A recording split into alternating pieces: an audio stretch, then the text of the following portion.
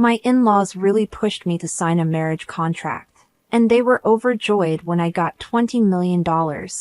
I'm Chloe. Most people would describe me as quiet and reserved. I work as a lab assistant, which I like because it means less talking and more focusing on details. My life is pretty routine: work, home, and the occasional hangout with my friend Lisa, who is very outgoing and energetic. Tonight, she somehow got me to go to one of her wild house parties. Chloe, you need to stop being so shy. It's just a few friends, and you might even enjoy yourself, she said, almost dragging me out of my apartment. When we got there, it was clear how different we were. Lisa was having a great time, laughing and chatting with everyone. Meanwhile, I was stuck against the wall, holding a soda like it was my only comfort. The music was too loud, the crowd was overwhelming, and I felt like I was just trying to disappear into the background. Hey, you made it! Lisa yelled over the music as she ran back to me with a guy following her. Chloe, this is Tom. Tom, this is my best friend Chloe. Tom was a handsome guy, tall with a charming smile that probably helped him a lot. Nice to meet you, Chloe. Want something stronger than soda? It might help you relax, he said with a grin, looking at my drink. I gave a small smile. No thanks, I'm fine with this. Lisa winked at me before getting caught up with another group of friends, leaving me alone with Tom. It was super awkward. So, Chloe, Lisa says you're the brains of the operation at work, a scientist, right? Tom asked, leaning against the wall next to me. I'm a lab assistant, I corrected, tucking a strand of hair behind my ear. I'm not really the brains, more like the hands. Tom laughed. Modesty. Huh, that's rare. We ended up having a real conversation. Tom turned out to be easy to talk to, and as the night went on, I found myself talking about my life, my love for quiet weekends, and my secret passion for old detective novels. He really listened, and by the end of the night, I was actually laughing for real. You know, you're nothing like I expected from Lisa's stories. You're cooler, Tom said sincerely. I raised an eyebrow. And what did Lisa say about me? She said you were shy and introverted, but you're just chill, not uptight. It's refreshing. His words, strangely enough, didn't come across as condescending. They actually felt like a compliment. And from someone like Tom, it meant more than it probably should have. Thanks, I guess. You're not too bad yourself for a party animal, I teased, realizing I didn't want the night to end just yet. Party animal, huh? I might use that. He laughed, pulling out his phone. Let me get your number. We should hang out somewhere quieter, where you don't have to yell over the music. I hesitated for a moment, my old fears whispering that it might be a mistake, but then I typed my number into his phone. Okay, but if you make me go to another party, we're going to have a problem, I warned him. Deal. No parties. Maybe just coffee or something. He promised with a smile that made me think maybe stepping out of my comfort zone wasn't such a bad idea after all. A few months after that party, things had become quite serious between us. I remember it was a chilly autumn evening when he proposed. We were walking through the park, leaves crunching under our feet, when he suddenly stopped and looked at me with eyes that seemed to see right into my soul. Chloe, I've been thinking, Tom began, looking a bit nervous, which was unusual for him. He was usually so smooth. I don't want to spend another day without knowing you're officially mine. Will you marry me? He took out a small box from his pocket and opened it to show a simple but beautiful ring. I nodded, my voice barely above a whisper. Yes, I'll marry you. The happiness on his face was clear. We spent the rest of the evening dreaming about our future and making plans that felt like they were coming true. But the real challenge came when we decided it was time to meet his parents. Tom had mentioned them a few times, but he always kept the details vague. When the day arrived, We drove to their house in the suburbs. It was a big, grand place that showed off old wealth and pride. Tom held my hand tightly as we rang the doorbell, giving me a reassuring smile. His mom, Mrs. White, answered the door. Her smile was polite but didn't reach her eyes. "Thomas, you're here, and this must be Chloe," she said, her voice smooth but distant. Mrs. White led us into a fancy sitting room where Mr. White was waiting. He looked serious and had a sharp gaze that seemed to be evaluating me. "So, Chloe, Tom tells us you work in a lab. That must be interesting," Mr. White said, his tone making it clear he wasn't impressed. "It's rewarding work," I replied, trying to stay calm despite the judgment I felt with every word. "We were quite surprised to hear about the engagement," Mrs. White said. "Weren't we, dear?" She looked at her husband, who nodded stiffly. "Yes, quite unexpected, Chloe. We want what's best for Tom, and I hope you understand that," Mr. White added, his words heavy with unspoken meaning. Tom quickly spoke up. "Mom, Dad, I love Chloe, and she makes me happy. That's what really matters, right?"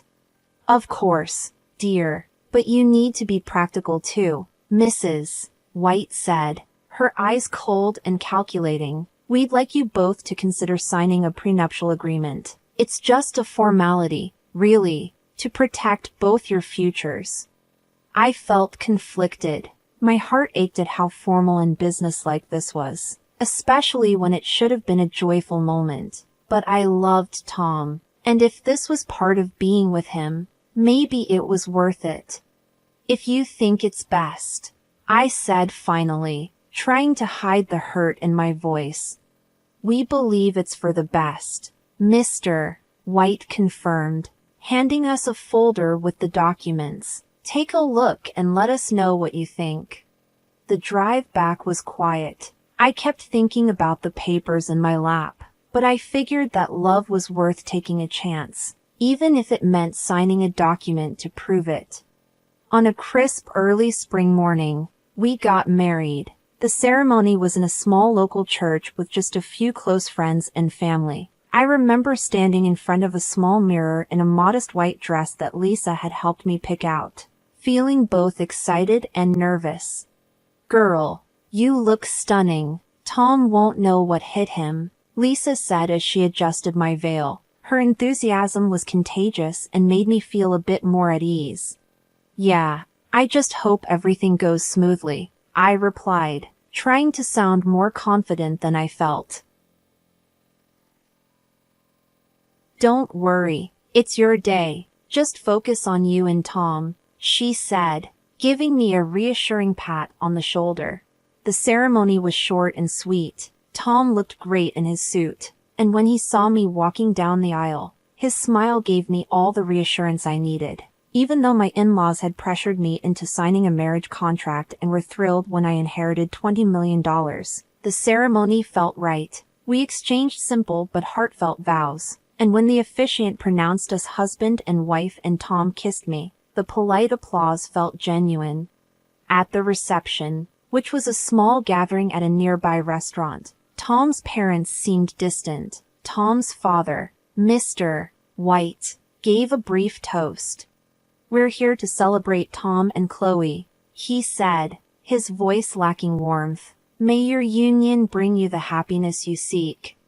It felt so formal and cold, almost like a business transaction, but I focused on the people who were genuinely happy for us, like Lisa, who was already on her third glass of champagne and excitedly telling anyone who would listen about how Tom and I met.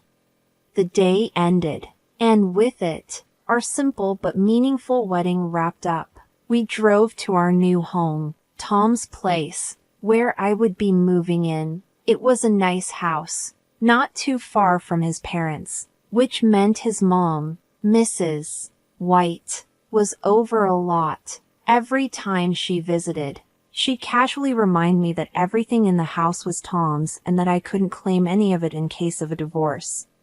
"Remember, Chloe, "None of this is yours," she'd say with a smile that made my skin crawl.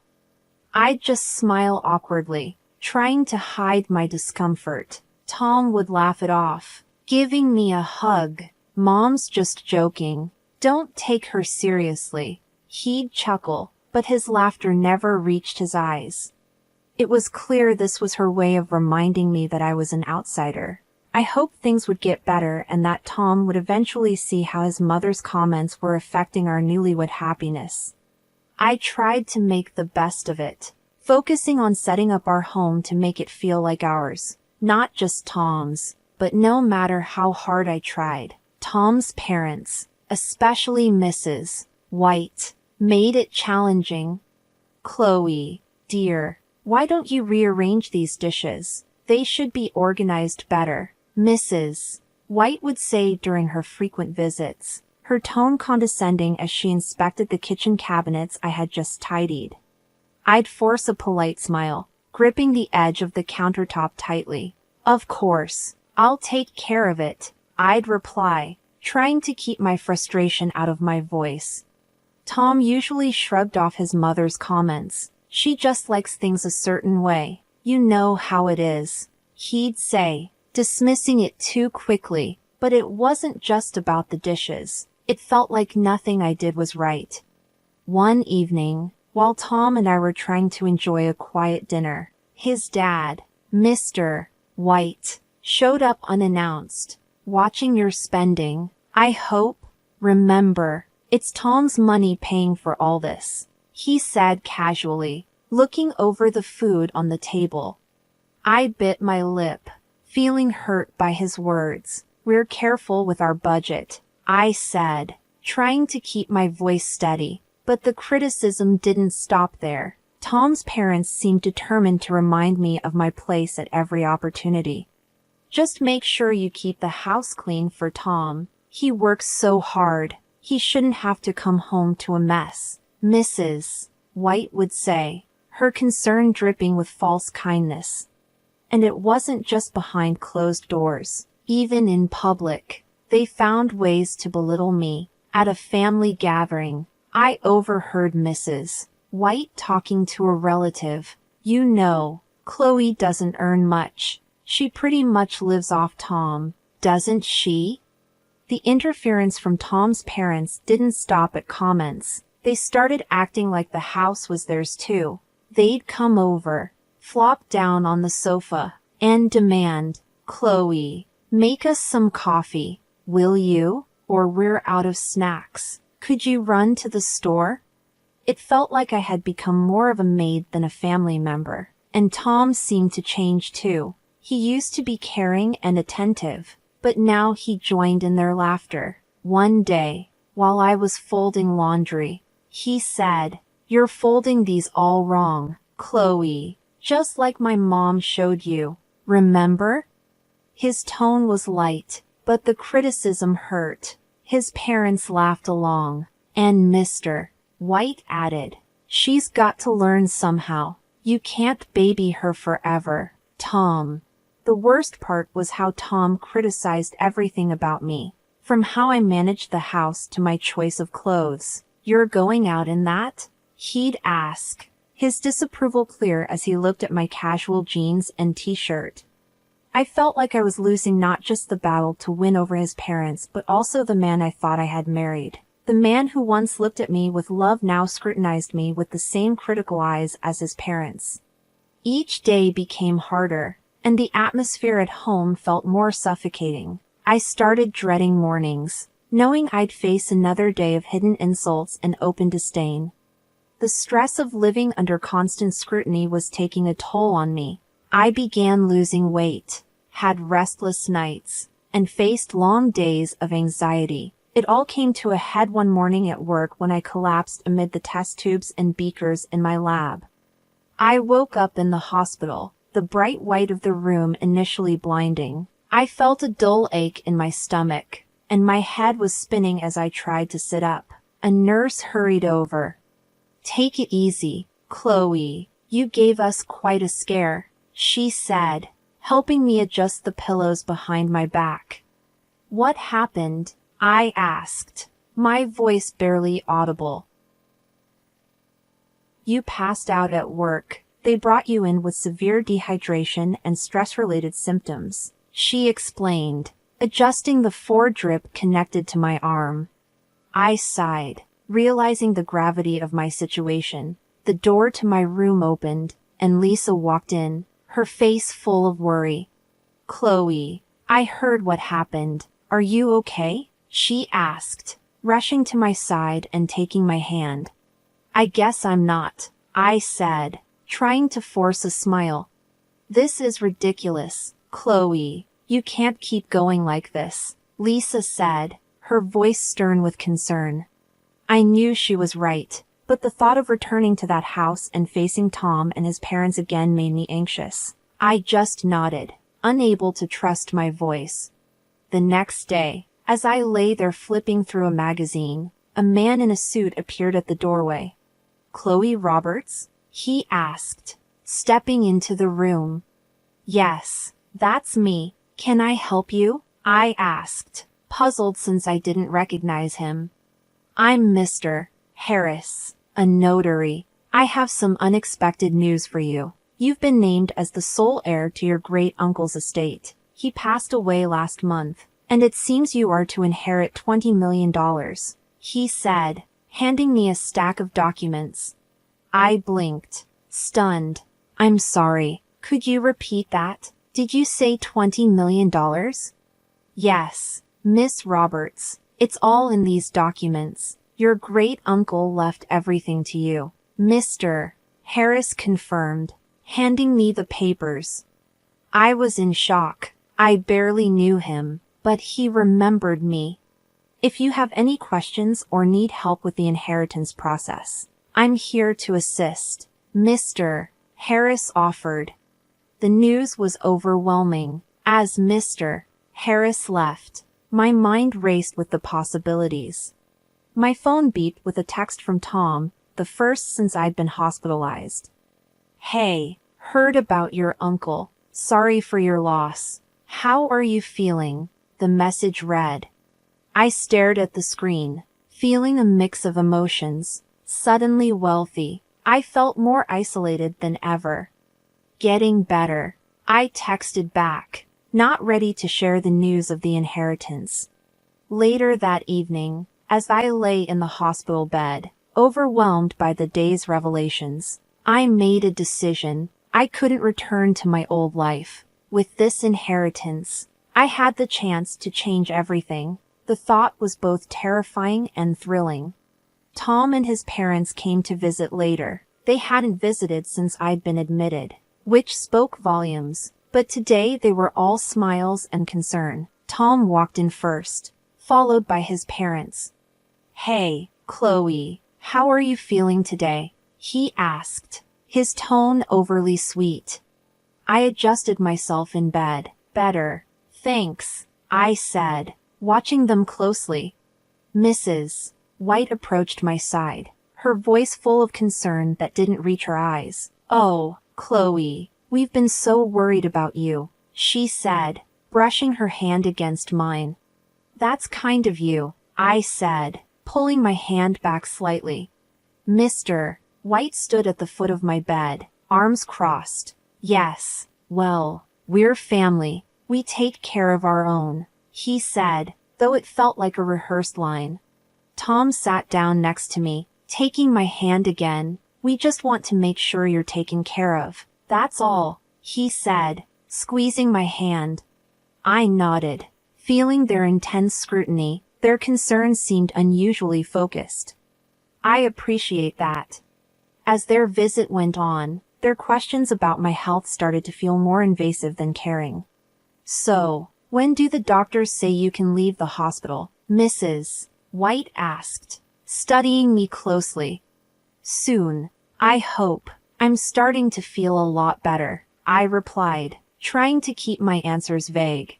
After a few more minutes of strained conversation, they left, promising to return soon. I lay back, feeling uneasy. Their visit felt off, with questions that seemed too pointed and cautious. Once they were gone, I decided to follow them and see what they were up to. I quietly dressed and trailed them at a distance toward the parking lot. Hiding around the corner of the building, I overheard their conversation.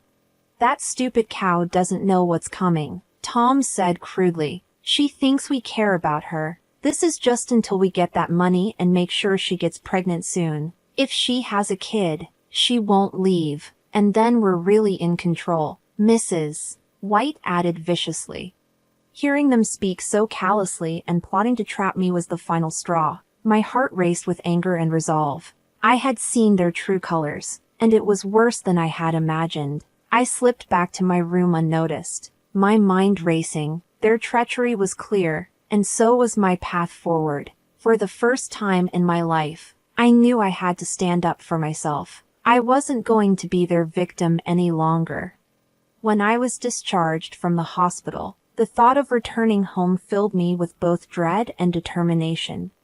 As I walked through the door, I saw Tom and his parents sitting in the living room, their faces forced into smiles. Mrs. White had even gone so far as to cook my favorite dish, spaghetti carbonara, which sat steaming on the dining table. The effort to appear like a caring mother-in-law felt almost theatrical, like a scene from a bad play. Tom rushed over with an exaggerated smile. "Chloe, you're back. We missed you so much," he said, pulling me into a hug that I didn't return. "Thanks, Tom," I said, gently pulling away. I looked around at the overly staged setting, my resolve strengthening. As we sat down to eat, the tension was palpable. They were trying too hard to act normal, but I could see the impatience in Tom's eyes. It didn't take long before he got straight to the point. "So, Chloe, when do you think you'll get the inheritance? There's so much we can do with it," he asked, trying to sound casual but coming off as eager. I set down my fork and looked him directly in the eye. "Tom, it doesn't concern you because I'm filing for divorce," I said calmly, sliding the divorce papers across the table toward him. The room fell silent for a moment before Mrs. White let out a terrible scream. "Chloe, have you lost your mind? Think about what you're doing," she shouted. Tom's expression shifted from shock to desperation. "Chloe, please, I love you. We can fix this. Don't throw away our marriage over a misunderstanding," he begged, his voice cracking. But I was done with the lies. "A misunderstanding?" I repeated sharply. "Calling me a stupid cow behind my back isn't a misunderstanding. I heard everything, Tom, everything." Mrs. White's face flushed red with barely contained rage. "You ungrateful girl. We'll sue you for half of that inheritance, you'll see." I reached into my bag and pulled out a copy of the prenuptial agreement. "Actually, you won't," I said, tossing it onto the table. "This says otherwise. You can't touch my inheritance." Tom and his parents stared at the document, their faces paling. I stood up, the chair scraping loudly against the floor. I found a small apartment in a quiet part of town where mornings were filled with birdsong rather than bickering. It wasn't just a new place, it was a fresh start. I spent the first week settling in, buying a few pieces of furniture and some plants, making it truly mine. The silence was a stark contrast to the constant tension I had lived with, and I loved it. I began to fully appreciate the peace I had been missing. One Saturday morning, while enjoying a cup of coffee on my balcony, Lisa burst through the door with her usual energy, carrying a box of pastries. "Chloe, this place is fantastic," she exclaimed, setting the box on my new kitchen counter and hugging me tightly. "How are you holding up?" "Better than I have in years, honestly," I replied, pouring her a cup of coffee. "It's like I can finally think straight without all the noise." Lisa chuckled as she sipped her coffee. "I told you, you just needed to get out of that madhouse." "So what's next for our free woman?" she asked, her eyes twinkling with curiosity. "I've been thinking about that a lot," I said, leaning against the counter. For now, I'm just enjoying the peace and planning my next step. Eventually, I want to buy a big house and get involved in charity work. As the weeks went by, I embraced my newfound independence, meeting with a notary to handle the inheritance details. But, as expected, the tranquility didn't last forever. One evening, my phone rang, interrupting my reading. It was Tom. "Chloe, please, can we talk? I've been thinking." "Anne." "Tom, there's nothing left to say," I interrupted, my voice firm but tired. "Just hear me out. I miss you, and I was wrong," he pleaded, his voice breaking with emotion. "I'm sorry for everything. Can we try again?" "Tom, it's over. We can't undo what's been done. You need to accept that," I said, ending the call. Soon after, Mrs. White started leaving messages on my voicemail. Each one was more desperate and angry than the last. "You ungrateful girl. After everything we've done for you," she yelled in one of the messages. I deleted them without hesitation. Tom later told me that he and his parents were fighting a lot, with him blaming them for pushing the prenuptial agreement, which now protected me from their greed. Each call and each desperate plea only reinforced my decision to move on. I was moving forward, not back. The chaos and drama of that family were no longer my concern.